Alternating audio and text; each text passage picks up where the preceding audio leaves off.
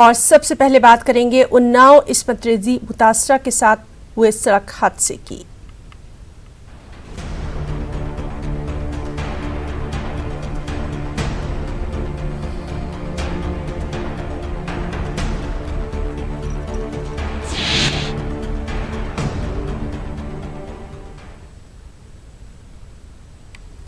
उन्नाव इस्मत रेजी मुतासरा और उसके अहले खाना के साथ हुआ सड़क हादसा महज एक हादसा है या कुछ और, ये तो जांच के बाद ही मालूम होगा। लेकिन इस मामले में सियासत जरूर तेज हो गई है। अपोजिशन पार्टियों को इस मामले में साजिश नजर आ रही है। खास रिपोर्ट।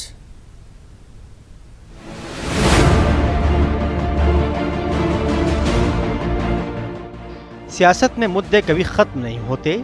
तमाम सियासी जमातों, खासकर अपोजिशन पार्टियां मुद्दे की ताक में रहती हैं। जब कोई वाकया या हादसा पेश आता है तो उसे मुद्दा बनाकर अपनी अपनी सियासत चमकाते हैं। समाजवादी पार्टी के सदर अखिलेश यादव ने उन्नाव इस्मत रेजी मुतासिरा के साथ हुए हादसे पर दुख का इजहार करते हुए योगी हुकूमत को घेरा है। सोचो, इस बहन को जाना पड़ा था एफआईआर लिखाने के लिए आत्मदाह। वो कहाँ है? जेल में, उत्तर प्रदेश में। और अगर जेल की उत्तर प्रदेश में रहेंगे तो कैसे न्याय मिल पाएगा? मैं समझता हूँ सबसे पहले तो उस विधायक को, उस भारतीय जनता पार्टी के विधायक को या उससे जुड़े हुए जितने लोग हैं उनको उत्तर प्रदेश से बाहर करना चाहिए। और सरकार को, सरकार में बैठे हुए अधिकारियों को सरकार की भाषा नहीं बोलनी चाहिए, एक बेटी की आवाज़ सुननी चाहिए कि आखिरकार वो बेटी क्या कह रही है, वो न्याय मांग रही है। और पुलिस सरकार की भाषा बोल रही है, जो ऊपर से निर्देश दिए जा रहे हैं। उधर कांग्रेस जनरल सेक्रेटरी प्रियंका गांधी और बीएसपी सरबराह मायावती ने भी बीजेपी और रियासती हुकूमत को कटघरे में खड़ा किया है। प्रियंका ने ट्वीट कर पूछा है कि इस केस में चल रही जांच कहां तक पहुंची और मुल्जिम एमएलए अभी तक बीजेपी में क्यों है। मुतासिरा और गवाहों की सिक्योरिटी में लापरवाही क्यों बरती गई। वहीं मायावती ने भी अपने ट्वीट के जरिए इस हादसे को मुतासिरा को जान से मारने की साजिश बताया है।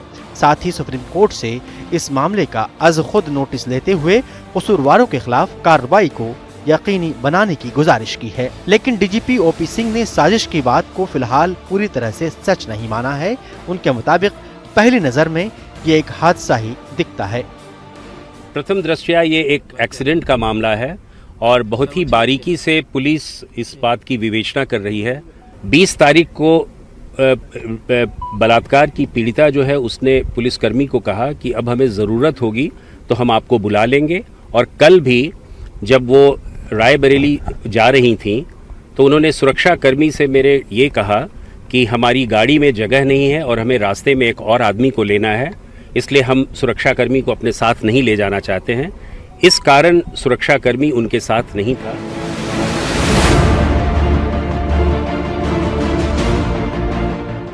इस हादसे के पीछे कोई साजिश है या दूसरे सड़क हादसों की तरह ये भी महज एक हादसा है, ये तो जांच के बाद ही पता चलेगा। लेकिन इस हादसे पर जितनी तेजी से सियासत हो रही है उससे ज्यादा तेजी के साथ पुलिस रही है। Bureau report, news 18।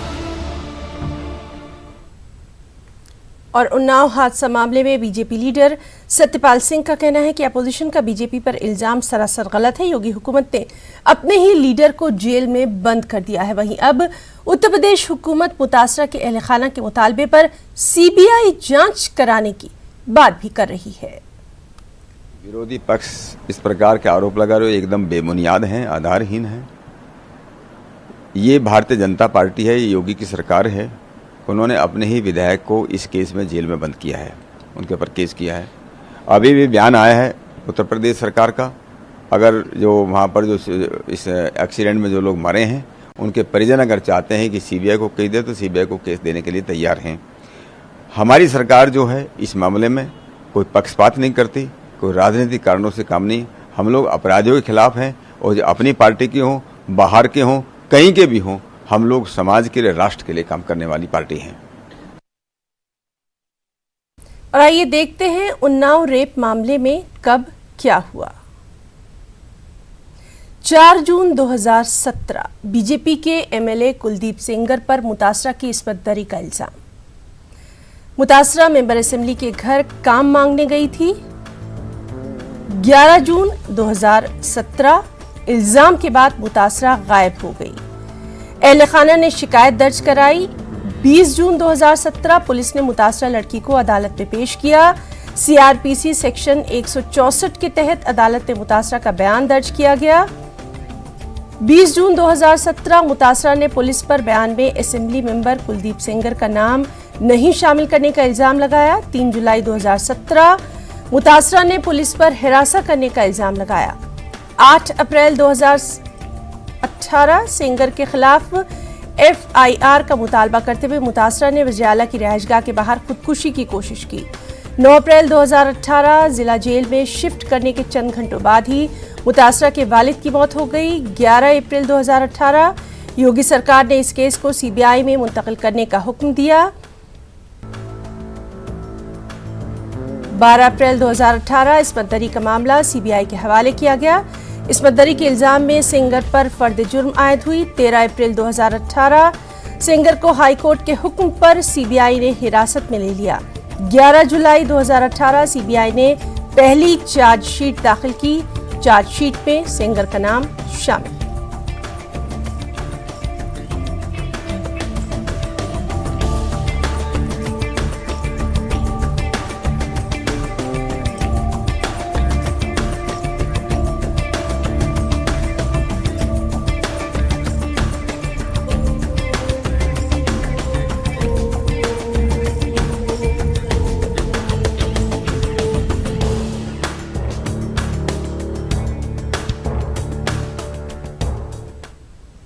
और अब बात करेंगे लोकसभा में आजम खान की माफी की। इतनी प्यारी लगती हैं कि मैं आपकी आंखों में आंखें डाले रहूं, ये मेरा मन करता है। ऐसा लगता है कि मुझसे कोई भावना में गलती हुई है तो मैं उसकी क्षमा चाहता हूं।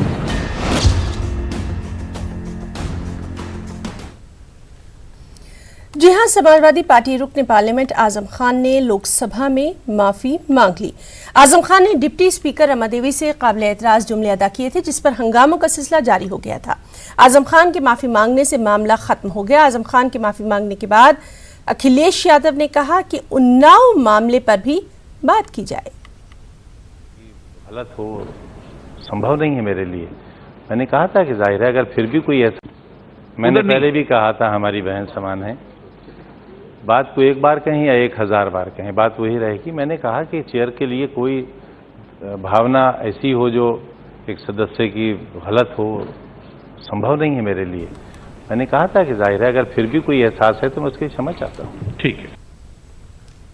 समाजवादी पार्टी के सीनियर लीडर आजम खान की मुश्किलें हैं कि कम होने का नाम नहीं ले रही। ताज़ा मामले में रामपुर की मोहम्मद अली जौहर यूनिवर्सिटी के मेन गेट को गिराने और जुर्माने के तौर पर 3 करोड़ रुपए अदा करने के SDM अदालत के फैसले के खिलाफ आजम खान ने अब इलाहाबाद हाई कोर्ट का रुख किया। आजम खान की तरफ से दाखिल अर्जी में जौहर यूनिवर्सिटी के खिलाफ रामपुर इंतजामिया की कार्रवाई को गैर कानूनी करार दिया गया। अर्जी में कहा गया कि जौहर यूनिवर्सिटी के मेन गेट की तामीर में तमाम कानूनी ज़ाब्ते पर अमल किया गया है। वाज़ेह है कि रामपुर की SDM की अदालत ने जौहर यूनिवर्सिटी के मेन गेट को गैर कानूनी करार दे दिया है और जौहर यूनिवर्सिटी पर 3 करोड़ रुपए का जुर्माना भी आयद कर दिया है। मकामी अदालत ने जुर्माने की रकम 9 लाख रुपए माहाना के हिसाब से अदा करने का हुक्म दिया है।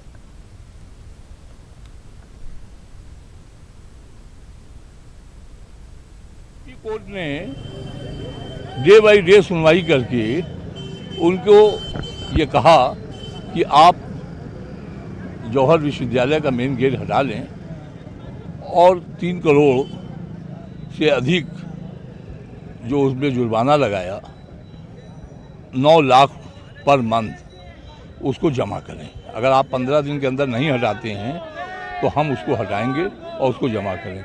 उसी आदेश को माननीय उच्च न्यायालय में चैलेंज किया गया है।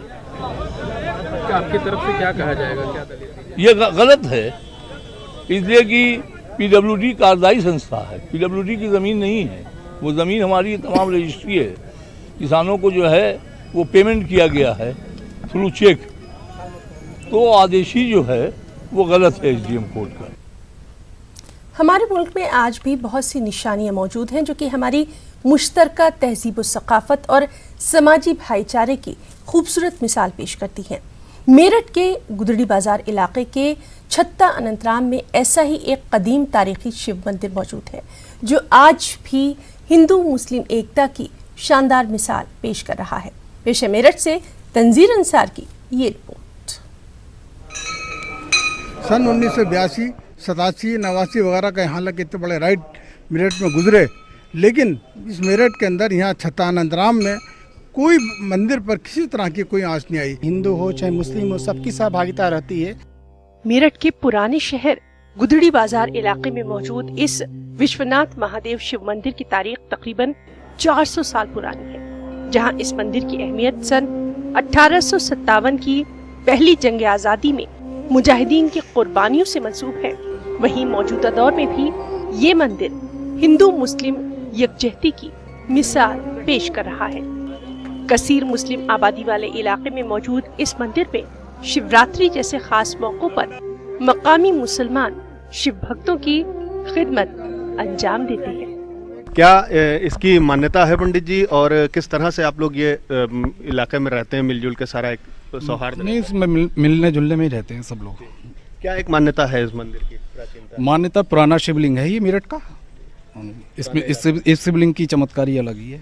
छत्ते के अंदर तमाम रहने वाले मुसलमान भाई हैं, लेकिन इस मंदिर को या इनके मंदिर के पुजारी को आज तक किसी किस्म की कोई तकलीफ नहीं होने देते इस इलाके के लोग। यहाँ पर एक पीपल का पेड़ था और 1857 के गदर के अंदर उस पेड़ के ऊपर जो अंग्रेज़ों से लड़ाई ली गई, तो उस लड़ाई के अंदर स्वतंत्रता सेनानियों को यहाँ फांसी दी गई थी उस पेड़ के ऊपर। ये इसकी एक तारीख है। कांवड़ के लोगों भी यहाँ से इलाके के लोग जो हैं, जो इतने कांवड़ के लोग आने वाले होते हैं, उनका स्वागत करते हैं, उनको फल वगैरह देते हैं, उनको पानी वगैरह और उनकी हर तरह की सहूलत के लिए तैयार रहते हैं। यहाँ पर दोनों मिक्स पॉपुलेशन है, और जैसे शहर काजी साहब अभी बता रहे थे कि और हम लोगों की केवल वॉलंटियर पुलिस मतलब काम करती है, वरना सारे लोग अपने मोहल्ले के लोग हैं जो कांवड़ियों का स्वागत करते हैं। इस मंदिर से जुड़ी जितनी भी मान्यताएं हैं, जितने भी धर्म में आस्थाएं हैं, लोग उसके अनुसार अपना पालन करें। जिस तरह से ये शिव मंदिर यहाँ पे एक पहचान है, इसी तरह से बहुत सारी मिसालें हमारे मुल्क में मौजूद हैं, हमारे शहर में मौजूद हैं। बस ज़रूरत है तो इन मिसालों को दूसरों तक पहुँचाने की, ताकि आपसी भाईचारे का एक पैगाम समाज में जाता रहे। कैमरा पर्सन वसीम अहमद के साथ तंजीर अंसार, न्यूज़ 18 उर्दू, मेरठ। उत्तर प्रदेश पुलिस को शामली के एक मदरसे से अहम जानकारी हासिल हुई, जिसे पुलिस ने मरकजी एजेंसी IB से साझा किया। पुलिस ने शामली के एक मदरसे में छापेमारी करके 4 गैर मुल्की अफराद को गिरफ्तार किया था। जराये के मुताबिक ये सभी म्यांमार के रहने वाले हैं। इन चारों के पास से वीज़ा और पासपोर्ट बरामद हुआ। मामले की तफ्तीश जारी है। बताया जाता है कि तकरीबन 1.5 साल से ये गैर मुल्की शहरी मदरसे में पढ़ा रहे थे। मुलजिमीन के मुताबिक पासपोर्ट सही है, लेकिन वीज़े की मुद्दत खत्म हो गई थी।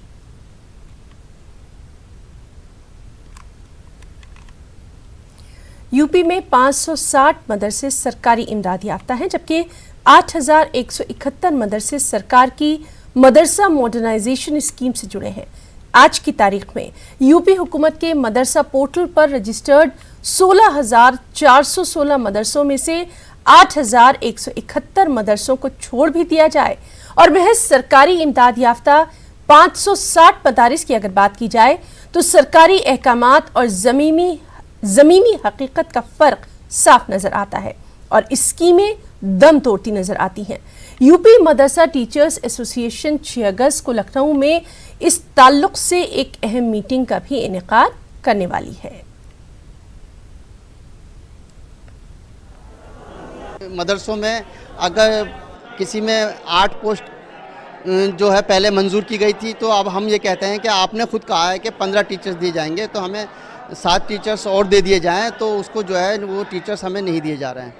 ये है कि जो टीचर्स आपके पास हैं बस वही रहिए। अब जो उसमें खर्चा आता है, उन्हें जो प्रैक्टिकल वगैरह कराए जाते हैं सामान, उसके लिए कोई अलग से पैसा नहीं दिया जा रहा कि उसके लिए सामग्री ली जाए, उन्हें प्रैक्टिकल कराया जाए। आज करीब 10 या 15 साल हो गए हैं, उसके बाद से हमें इस मद में कोई पैसा नहीं दिया गया। अब आप बताएं कि किस तरह से ये ट्रेड चले।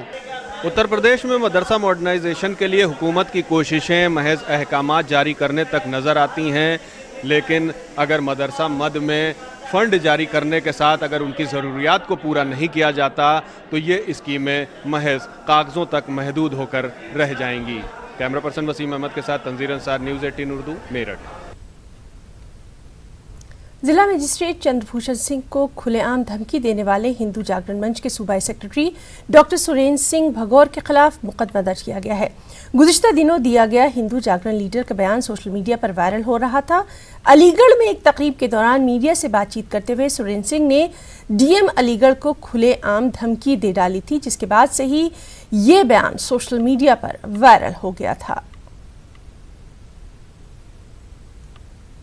कुछ दिन पहले जो डीएम सर के निर्देश थे उसके आधार पर इन्होंने जो है मीडिया में कुछ टिप्पणी दी थी डीएम अलीगढ़ के विरुद्ध, और उसी के आधार पर जो है धारा 147, 153, 506 व 188 में जो है इनके विरुद्ध अभियोग पंजीकृत किया गया है तथा आवश्यक कार्रवाई की जा रही है। वीडियो का संज्ञान लिया गया था। एफआईआर जो है जो इन्होंने मीडिया में जो इन्होंने स्टेटमेंट दिया है उसी के आधार पर जो कार्रवाई की जा रही है। अखिल भारतीय हिंदू महासभा ने मुतनाज़ बयान दिया जो कि आज सारा दिन सोशल मीडिया पर वायरल हुआ। हिंदू महासभा ने कहा कि ईद उल अजहा की नमाज अगर सड़कों पर अदा की गई तो हिंदू भी हनुमान चालीसा सड़कों पर ही पढ़ेंगे और कोई उन्हें रोक नहीं पाएगा। हिंदू महासभा के बयान से मुसलमानाने अलीगढ़ के दिलों में तशवीश जरूर पैदा हो गई है। अगर डीएम साहब का बयान दोनों पक्षों के लिए है, अगर डीएम साहब नमाज सड़क पर रुकवा सकते हैं, 12 तारीख को बकरीद है, अगर वो आश्वस्त करते हैं कि बकरीद पर पूरे अलीगढ़ में कहीं सड़क पर नमाज नहीं होगी तो उनका बयान, उनकी कार्रवाई स्वागत योग्य है, हम उनका स्वागत करते हैं। लेकिन अगर सड़क पर नमाज होती है और डीएम साहब कहते हैं हनुमान चालीसा नहीं होगा तो निश्चित रूप से ये मुस्लिम तुष्टीकरण है, हम इसका विरोध करेंगे। चाहे ईद हो या बकरीद हो, दीपावली हो या हनुमान चालीसा हो या कुरान करीम हो, इस तरह की जो धार्मिक जो चीज़ें हैं उसको कोई ऐसा रंग रूप नहीं देना चाहिए जो जिससे समाज टूटे, जिससे समाज में नफ़रत बढ़े। और देखिए कि जहाँ तक ईद और बकरीद का मसला है तो नमाज उसमें तमाम भीड़ होती है, लेकिन हर आदमी उस ईद और बकरीद की नमाज को आपसी सौहार्द की निगाह से देखता था पिछले कई दिनों से। लेकिन अभी जब से इस तरह की कुछ कथित जो अपने आप को हिंदू मज़हब के फॉलोवर कह रहे हैं, वो नफ़रत फैलाने की जो बात समाज में कर रहे हैं, उन लोगों को ऐसा नहीं चाहिए। धार्मिक जो चीज़ें होती हैं वो कभी नफ़रत का संदेश नहीं देती। और अलीगढ़ के पुरअमन माहौल में कशीदगी पैदा करने के लिए हिंदू जागरण मंच गुज़िश्ता हफ्ते से मुसलसल बयानबाजियां कर रहा है। आज हिंदू जागरण मंच के कारकुनों ने 4 नुकाती अर्ज़दार सदर जमहूरिया हिंद और वज़ीर आला उत्तर प्रदेश के नाम रीजन के कमिश्नर अजयदीप सिंह को पेश की, जिसमें मसाजिद से लाउड स्पीकर उतरवाने का मुतालबा किया गया। अर्ज़दाश्त में कहा गया कि सड़कों पर मुसलमान नमाज अदा ना करें। अतिक्रमण करके पढ़ी जाती है उस पर तत्काल रोक लगनी चाहिए। दूसरा, मस्जिदों में जो लाउड स्पीकर तेज ध्वनि से बजाए जाते हैं उनको उतरवाया जाना चाहिए। तीसरी मांग हमारी के प्रदेश के महामंत्री हिंदू जागरण मंच के उनके ऊपर जो मुकदमा पंजीकृत किया गया है प्रशासन के द्वारा, उसे एवं और अन्य कार्यकर्ताओं के साथ उसे तुरंत ख़त्म किया जाना चाहिए। चौथा, अलीगढ़ के डीएम साहब जिन्होंने उन पर मुकदमा पंजीकृत किया है, तानाशाही पूर्वक जो रवैया चल रहा है, उनको तत्काल बर्खास्त करने की मांग इस ज्ञापन के माध्यम से की गई है। इस ज्ञापन में उन्होंने जो है लाउड स्पीकर को मस्जिदों से उतारने के संबंध में मांग किया है और मुख्य मार्गों पर या सार्वजनिक मार्गों पर जो है सार्वजनिक स्थानों पर नमाज पढ़ने पर रोक लगाने की उन्होंने मांग प्रस्तुत की है। और इस वक्त की अहम खबर दिल्ली से, जहां उन्नाव मुतासरा हादसे को लेकर मार्च किया गया। इंडिया गेट पर उन्नाव मुतासरा की हिमायत में इस मार्च का इनेकाद किया गया। तुम अकेली नहीं हो कि बैनर तले ये मुजाहरा। हादसे की यहां सीबीआई से जांच करवाने का भी मुतालबा किया गया। तो आपको बता दें कि दिल्ली से ये खबर है, जहां उन्नाव मुतासरा हादसे को लेकर मार्च किया गया। इंडिया गेट पर उन्नाव मुतासरा की हिमायत में ये मार्च किया गया और तुम अकेली नहीं हो ये बैनर था, इस बैनर तले ये मुजाहरा किया गया। साथ ही साथ इस हादसे की, यानी कल जो उन्नाव मुतासरा के साथ सड़क हादसा हुआ है, उस हादसे की सीबीआई से जांच करवाने का यहाँ मुतालबा किया गया है। तस्वीरों में आप देख सकते हैं, तुम अकेली नहीं हो कि बैनर तले इंडिया गेट पर यह खास मुजाहरा किया गया।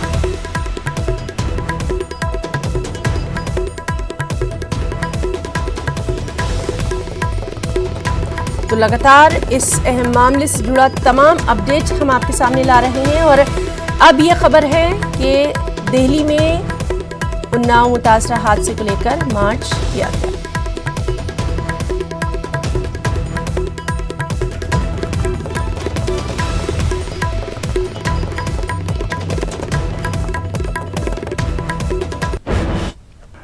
और बुलेटिन में हम सबसे पहले बात करेंगे न्यूज़ 18 के खबर के असर की।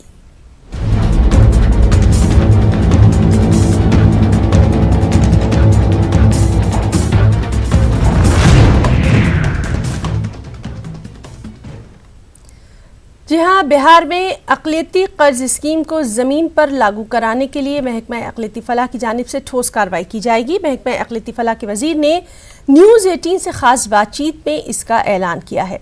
वज़ीर के मुताबिक ज़िलों में बाकायदा कैंप लगाकर अक़लियतों में ये कर्ज तकसीम किया जाएगा। वहीं अक़लियती मालियाती कॉरपोरेशन में मुस्तकिल MD की तकर्री भी की जाएगी। हम आपको बताएं कि न्यूज़ 18 पर खबर दिखाए जाने के बाद महकमा सरगर्म हुआ। महकमे के वज़ीर ने कहा कि MD की तकर्री के सिलसिले में उन्होंने हुकूमत को बाकायदा खत भी रवाना कर दिया है। साथ ही कर्ज स्कीम को आसान बनाने के ताल्लुक से भी महकमे की जानिब से कई सतह पर कोशिशें शुरू की जाएंगी। एग्रीमेंट करने के लिए उसको जिला वाइज कैंप जो है आदमी ये कर देगा। कैंप में सारे आवेदक जो उसके होंगे एक ही दिन में एग्रीमेंट वहाँ कर लिया जाएगा। नहीं तो एग्रीमेंट का भी प्रक्रिया जो है काफ़ी, चूँकि एक कमिश्नरी पर एक जो है इंचार्ज है तो परेशानी होती है। तो उसके लिए हमने सोचा है कि जिला में कैंप करके उसके लिए पर में बजाते एडवर्टीजमेंट निकाल कर और जिला वाइज कैंप और वही कैंप पर एग्रीमेंट, चूँकि विलम्ब नहीं हो। अब रहा सवाल MD की पोस्टिंग होते मैं चाहूँगा ये तुरंत जो है ये पोस्टिंग, चूँकि इस सिलसिला में मैंने जो है 2 पत्र भी लिख चुका हूँ कि जिसके चलते जो है मुख्यमंत्री अल्पसंख्यक रोजगार ऋण योजना का जो है निपटारा नहीं हो रहा है। पैसा पड़ा हुआ है, सरकार पैसा देने में, सरकार तो ये कहती है कि जितना खर्च करना है कि ये खर्च होने के बाद जितनी रुपये की रकम की आवश्यकता होगी सरकार देगी। बुलेटिन में फिलहाल इतना ही। आदाब।